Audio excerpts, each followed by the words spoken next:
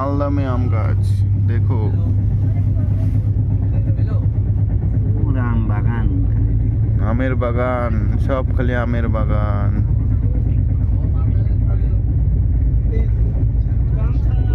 এরা পেট ভরে যাবো না এদিকে এলে। গামছা,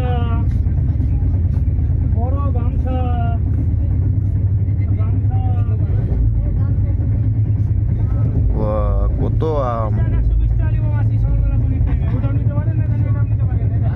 খালি আমের বাগান, তার জন্য তো মালদা আম সস্তা। বাড়িতে রেখে দেন। মোটামুটি আরেক স্টেশন পাই গেছে আম বাগান। 105 টাকা দিয়ে।